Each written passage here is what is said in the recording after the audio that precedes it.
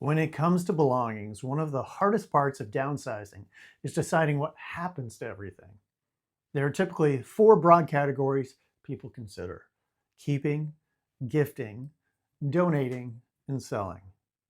Each one carries different emotional and practical implications.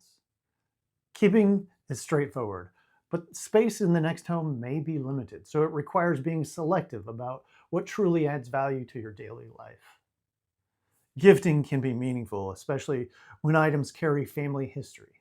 But it's important not to place pressure on children or grandchildren to accept items they may not have space for. Donating can be deeply satisfying, particularly when items benefit organizations or causes you care about. And estate sales can provide structure and financial return when there is a substantial volume of furnishings and collectibles. Often the best solution is a combination of all four. What matters most is pacing and communication. Trying to resolve everything in one weekend is exhausting and emotionally draining. Instead, approach it as a gradual process. It can also help to separate practical decisions from sentimental ones. Every family heirloom doesn't need to be decided on the same day as the spare bedroom furniture.